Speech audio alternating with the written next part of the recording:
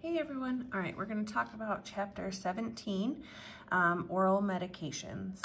So here are your objectives. So oral medications are the most economical, they're the easiest to administer, they're most common type of medication given. When we're talking about oral medications, I'm talking about like tablets, capsules, but also liquid oral medications, okay? So here, as it says, they're available as solids and liquids. They come in bulk packaging. There's usually simple calculations. If you notice when we were doing our last few chapters, when we're calculating, how many tablets to give, etc., it's a lot easier than when you're calculating IV doses. So this is just kind of like your background on your oral medications. So the different forms of solid medications that we have are tablets. These are powdered medications that are molded and compacted into different shapes. And then we have caplets, or we call them capsules usually. These are tablets that are coated to ease the swallowing, okay? The caplets are also, or capsules, can also contain like your powder, liquid, or oil with this gelatin coating. So when you look, you're gonna see these called, again, capsules, but when you look in your book, you're gonna see the word caplets for an elongated tablet that is like, has a special coating on it. Then just note that scored tablets, you are the ones that you're able to cut in half, okay? It says that you can deliver half or a quarter of what is in the whole tablet. I'm not sure that I've ever seen one that you can cut into quarters, but a scored tablet is the only tablet that you can cut in half. If it's not scored, then it's typically not meant to be cut in half unless you have special directions. The reason for this is because, other tablets have different coatings that allow them to break down in, other places throughout digestion, etc. So these would be like your enteric coated tablets and film tablets. There's that special coating that protects against gastric secretions. So you can never crush them. You can never cut them in half. It defeats the purpose. So these are ones that might be particularly irritating in the stomach or whatever. So they're enteric coated so that the GI system breaks them down later on throughout the system. Then we have sublingual tablets that are placed under the tongue. These are absorbed into the system. Buccal tablets, same thing, but they're placed between the gums and the cheek. So you never want to have your patient swallow a sublingual or buccal tablet because it prevents the way that they're supposed to work. Then we have our layered tablets where there's two medications with different components within the same tablet. And then we also have our disintegrating or our chewable tablets that our patients are able to chew. So these time-released or extended-release tablets, or these are usually going to be like your enteric coated ones or ones that have a special coating of some sort. They are going to be labeled SA, LA, XL, SR, or ER, and these are released over a period of time. With these, you never want to crush them, chew them, break them, etc., because that defeats the purpose of when they are supposed to be broken down, when they're supposed to release the desired effect. If you crush or chew an extended release tablet, the medication can all be delivered to the patient at one time versus that extended release where a little bit is delivered, throughout the few hours or whatever that may be. And then again, your capsules that contain powder, liquid, or oil with a hard, soft gelatin coating, you cannot crush, chew, or break them without consulting a pharmacist. And I've never seen one that we are actually able to crush, chew, or break. Then we have other ones like troches, lozenges, puvules, spansules, or sprinkle capsules. These are just, different medications that you might run across, but not super common. So this kind of shows you that scored tablet. You see the line right there, that's the scoring. And then that tells you that you can cut it in half, okay? And this is just a picture of a pill cutter. Okay, so this shows you a sublingual under the tongue. It's kind of hard to tell in that picture that the tongue is actually lifted. It actually kind of looks like it's sitting on top of the tongue, but your sublingual does go under the tongue and your buccal goes in the cheek. And then this would be like your layered tablet, but with 2 different medications in the same tablet, but you're not always going to see that distinct layer because sometimes it's 2 layered medications that come in like a white powder, and you can't tell the difference between the 2 layers, but there are 2 medications in it. And here's a few different types of oral medications. Again, you have your scored tablet, chewable tablet, a sublingual, timed release, a capsule, a timed release capsule, a gel capsule, etc. Okay, so we have a case study here. Mrs. Garcia is a 67-year-old female. She was admitted at 19:30 or 7:30 p.m. to the unit with gangrenous toes and heel of the left foot, so a major infection. You get a report from the ER nurse that she has a history of diabetes, renal disease, hypertension, and depression. She has dysphagia, left-sided weakness due to a stroke last year, and she gets feedings and meds through a PEG tube. She also has that Foley catheter and an IV to the right forearm, running normal saline at 30 milliliters per hour.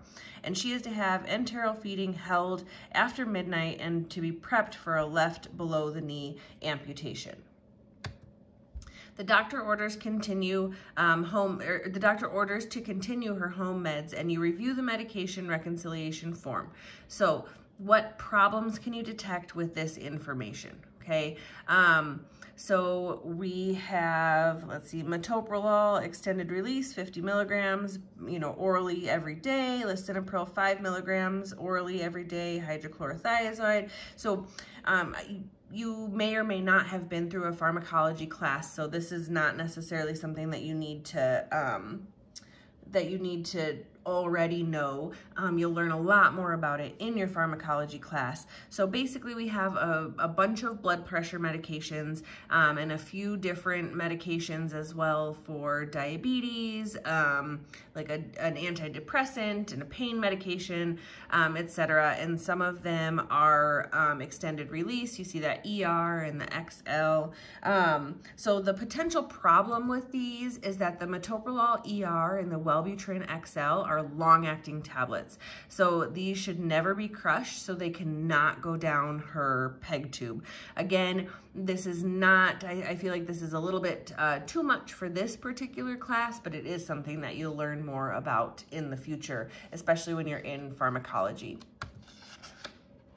So some things to remember when you convert doses from one system to another, there can be discrepancies. We use a 10% rule, just like if we're looking at a tablet that is scored and you get the answer of 1.4 tablets. Well, you can't give 0.4 of it. You have to give that half because it's scored in half.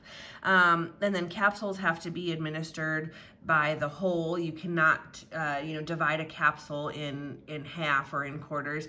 If you've ever opened a capsule that has a liquid in it, I mean, that would be really difficult to divide. Or if you open one that has a bunch of tiny little like beads or powder in it, that would be nearly impossible to divide in half. So capsules have to be given in whole numbers. And then just know that your tablets might be available in different strengths.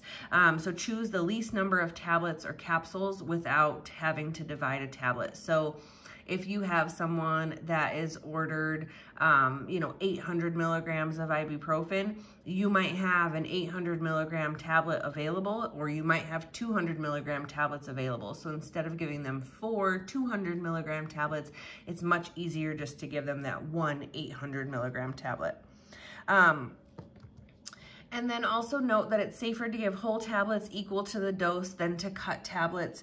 Cutting tablets, we do cut the tablets in half if they're scored, but that doesn't give you the most accurate dosing. 1/2 is almost always going to be at least slightly larger than the other half, so it's not an accurate dose like giving a whole tablet is.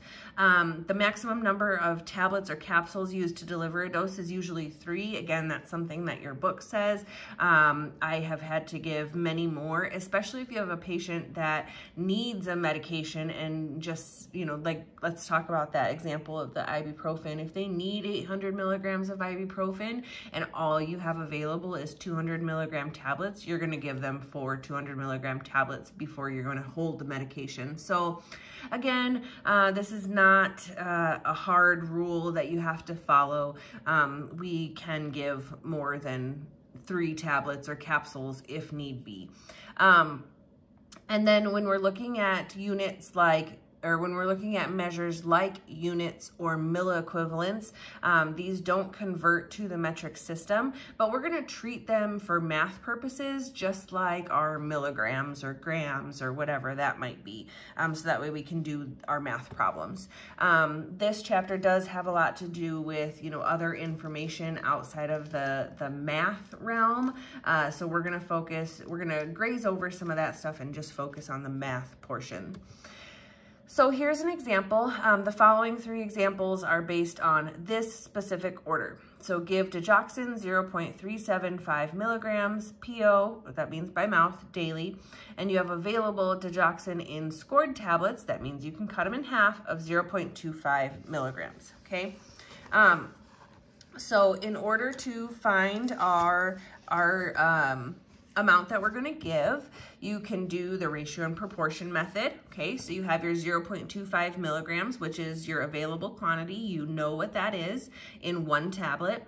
And then your unknown is going to be your 0.375 milligrams is to X tablets. Okay, so you're available and you're ordered. And then you are just going to multiply your means and your extremes. So 0.375 times 1 and equals 0.25 times X. Okay, and then you're going to solve for X. So you end up getting 1.5 tablets.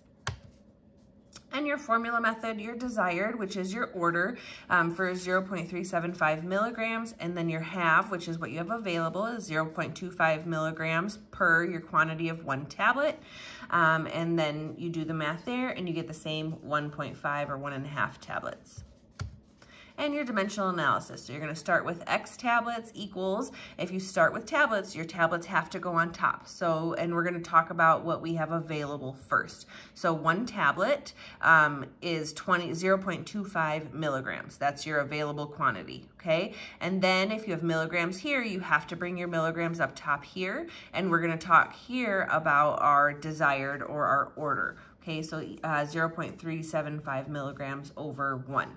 So again, you just solve, you plug into your calculator 1 divided by 0.25 times 0.375 divided by 1. I know when you guys were doing your exams, some people had problems with plugging things into the calculator correctly. You would set up the math problem correctly, but then you weren't able to get the correct answer. So my thought is that maybe you weren't putting it in the calculator correctly. So it's important to continue practicing these things so that way you can make sure you're getting the right answers. All right, so to determine the number of tablets needed over a period of days, you're going to multiply the doses per day by the number of days, okay? So if you have 10 milligrams of Valium orally QID, that means 4 times a day for 7 days, you have available tablets that are 5 milligrams each. How many will they take in 1 week? I'm going to move this down here and show you how I've worked out that problem, okay? So I do this in dimensional analysis because it is just one quick and easy way to set it up, okay? So I want to know my tablets per week. So tablets is my starting off point, okay? Again, I start with my known or my available amount. I have 1 tablet that equals 5 milligrams, okay? 1 5 milligram tablet. Okay, so I'm going to move milligrams up here, and now I'm going to go into what my order is, 10 milligrams per dose, okay? Then I'm going to continue on and move my dose up here, and I'm going to do 4 doses per day, okay? Then I'm going to move my day up here, and I know that I have 7 days per week, and that's my end point because I have week here and week here. So I've started with tablets, and I end with week, okay? And then I do the math. 1 divided by 5 times 10 divided by 1 times 4 divided by 1 times 7 divided by 1, and I get 56 tablets per week, okay? So I know that you can do it in multiple different steps as the book states here. However, I think it's just easiest to set it up like this and do your dimensional analysis, okay? Let's see. We're not going to go there. Okay, so it's time to give our little lady her 2100 or 9 o'clock meds. She's also asking for a pain pill for 7 out of 10 pain. So what are you going to pull from the Pyxis? The Pyxis is just the medication dispensing system. So you have these following orders. So I'm going to let you take a minute to go ahead and do the math there. You can choose any of the formula methods that you would like, or whichever of the formulas that you would like. So go ahead and take a minute and work through these sample problems.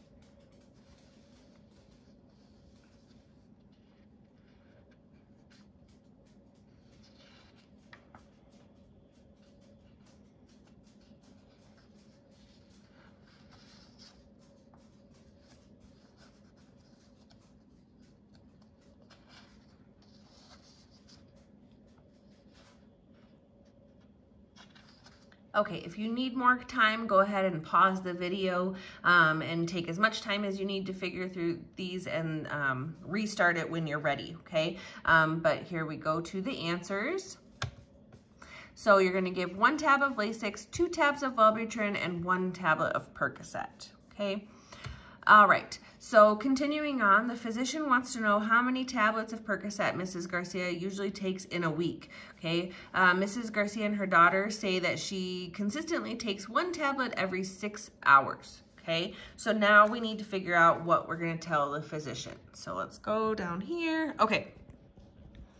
So we have, we need to figure out again our tablets per week, okay? So I know that she takes 1 tablet every 6 hours. Remember, tablets is what our starting point is. So she takes 1 tablet every 6 hours. So I have to move hours up here, okay? There's 24 hours in 1 day. Then I move days up here. There's 7 days in 1 week. So then I do the math. 1 divided by 6 times 24 divided by 1 times 7 divided by 1, and I get 28 tablets in that week, okay? So when your doctor asks you things like that, that's how you would figure that out. And that's why I said that I know dimensional analysis is kind of tedious and a lot of people don't prefer that method. However, it is definitely a good method to know. That way you don't have to do multiple steps to figure out the answer. You just plug it into one formula. Okay, and this shows exactly what we just went over. Okay, so when you're calculating, when we're doing oral liquids, sometimes patients have to take these oral liquids for a variety of reasons, okay? So if they have difficulty swallowing, if they have some sort of tube that you're putting them down, like a tube down their nose or you know, down their nose into their stomach or down their, you know, throat into their stomach, etc., or if they have some sort of tube in their stomach, etc. You also are going to have infants and young children. I know that you, for example, you know, my son, he's almost 2. He's sick right now and he has to take all liquid medications. There's no way I could give him a pill. If I could even get it in his mouth, he'd probably want to chew it and that would be a disaster. So for infants and young kids, we're going to use all liquids, okay? So there's a few different types. Some of them might even have multiple medications within the same liquid. So an elixir is a medication dissolved in alcohol and water. That's going to be something like your NyQuil, okay? Again, not necessarily something you're going to give an infant or a young child, but you might give it to someone that has difficulty swallowing or whatever, okay? Your suspension is a medication that's dissolved in liquid like water. Like I just picked up a prescription for my son today. That is an oral suspension. It is azithromycin, an antibiotic, and it has instructions for how to mix it. Thankfully, the pharmacy mixed it for me, so I don't even have to worry about it. And then a syrup is a medication dissolved in sugar and water, and that is, again, something that is going to be given to kiddos frequently because we know that they don't want to take anything that tastes yucky. So we are going to, you know, sugar it up and, you know, flavor it up and everything so that they are willing to take it. So the very important thing here with your oral liquids is to never give them by IV, because this can kill your patient, okay? And you'll see, I'll show you because I have his prescription right here actually. So you'll see here, it says 15 milliliters when mixed, azithromycin. It says for oral suspension, and it says for oral use only. So in 2 different places, it says that it is for oral use, okay? All of your medications like that are going to be labeled for oral use. And remember, when we went through the chapter and looked at medication labels, we looked at a bunch of different medication labels, and we had to choose like what route it's to be given. So if you have an IV medication, it's going to tell you that it can be given IV or IM or, you know, whatever that may be. It's very important not to give anything by a different route other than what it's specified for. And when we're talking about an oral liquid, that means that it's something that goes through the GI tract. So again, if they're not able to take it orally and we're putting it down like a tube that they have in their nose or in their stomach or whatever, we consider that like an oral route for the purpose of our medication labels. So we have a few different ways to measure our oral liquids. We have a standard calibrated measuring cup. So these are going to be, you know, different, they have different markings on them. They're going to have a metric, apothecary, or household measure. And it's very important to put it on a flat surface and to look at it at eye level when you're measuring, and then pour with the label facing you so that you can read it. Again, you're going to have read the label and done all the calculations before you're doing any pouring or anything like that, okay? And then read it at the level of the meniscus, which is the low point. And we're going to look at a picture of this in just a minute.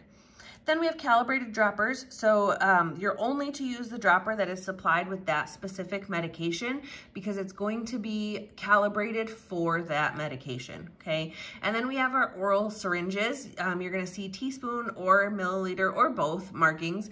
And we use these for accuracy of liquid doses. And we use them for our little ones as well. So we're gonna, you know, probably pull it up in an oral syringe and then give the medication maybe in that medicine cup or whatever that may be. But if you have a little one, like, again, I'll say my son, he can't drink the medication out of a medicine cup. He would probably get it everywhere and be a sticky mess. So we have to use these oral syringes to administer the medication as well.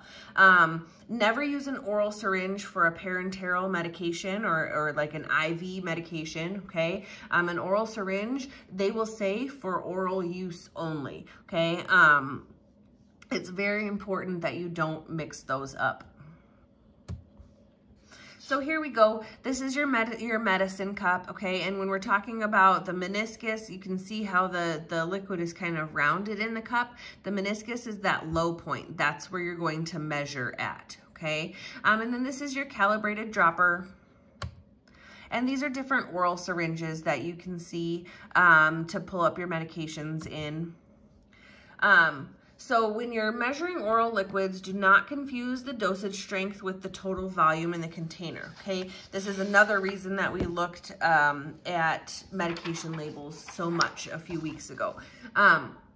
So, for example, the vial or the bottle might contain 100 milliliters, but the strength is going to be something like 125 milligrams in 5 milliliters. Okay, and I'll show you that example that I have here.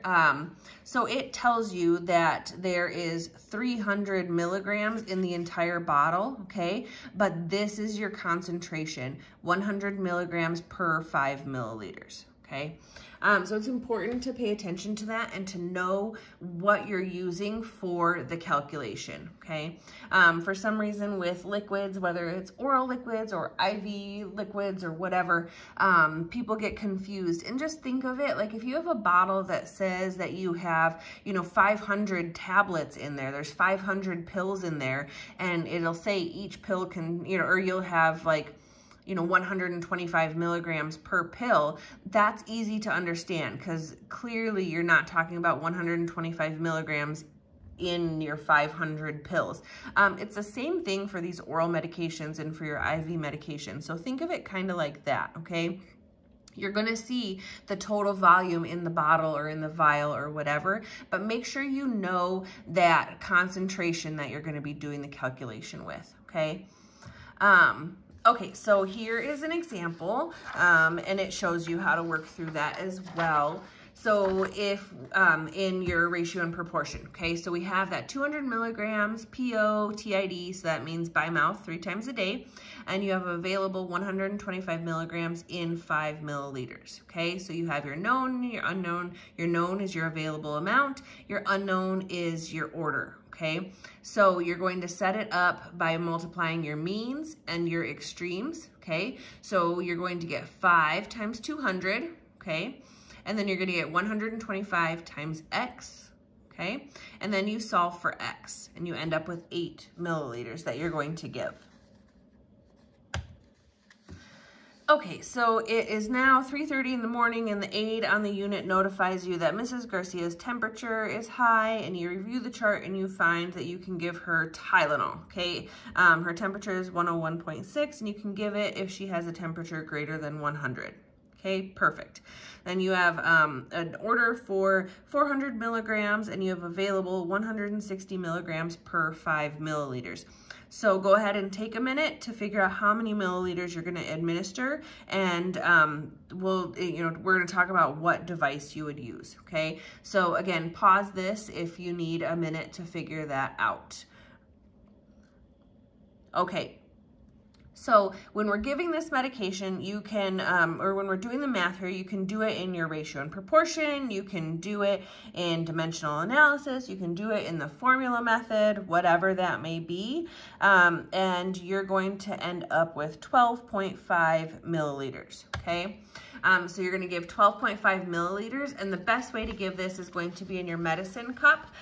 We don't want to give this in an oral syringe or anything like that, because your oral syringe usually only goes to, 5, maybe 10 milliliters, okay? And then again, your medication alert, you can overdose on acetaminophen. It's also part of the Percocet that she takes for pain, but that's more stuff that you're going to learn in pharmacology, so let's not focus on that now. Let's just focus on the math part of it, okay? So here's a few more practice problems. I would like for you to go ahead and figure those out. So go ahead and pause the video and figure those out. You can use any of the formulas that you'd like. Okay, so hopefully you were able to work through those. Number one, you have your order for 20 milliequivalents, and then you have available 40 milliequivalents per 15 milliliters, okay? So how many milliliters are you gonna give per day? So that one, I like to use dimensional analysis for, because we know that we're gonna give it 3 times a day, so we have to figure out from there. So let's go here. Okay. So if I'm using dimensional analysis for this, I want to know how many milliliters per day, okay? And we do stuff like this a lot because we need to know how much we're going to send home with a patient. We need to know if they have however many doses throughout the week and they need to take it for a week or 10 days or whatever. We need to know how much they're taking per day. So milliliters per day, okay? If we're starting with milliliters, we're gonna go with milliliters on the top, and we're gonna put what we have in our available amount, our known, okay? So I have 15 milliliters that contains 40 milliequivalents, okay? Your milliequivalents go to the top.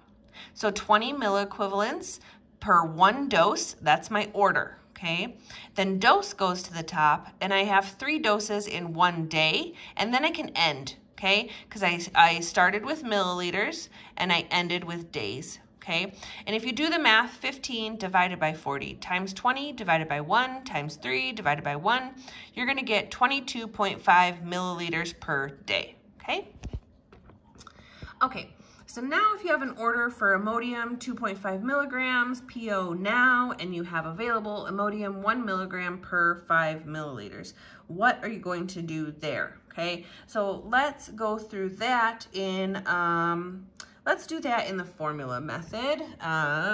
Okay, So here, so I have my desired quantity, or my desired amount, which is my order, 2.5 milligrams, over my have, which is my available, of 1 milligram per my quantity of 5 milliliters. Okay, and then you just do the math and you get 12.5 milliliters. Okay, if you did it in the ratio and proportion, there's that answer, or there's that problem worked out there. Okay, and if you did it in dimensional analysis, there it is there. Okay. All right, and our last one, we have an order for Tagamet, 250 milligrams, and then you have, orally every 6 hours, and then you have available Tagamet 300 milligrams per 5 milliliters, and I want to know how many milligrams you're going to give per day. So that's another dimensional analysis one, okay? So we're going to go here, okay.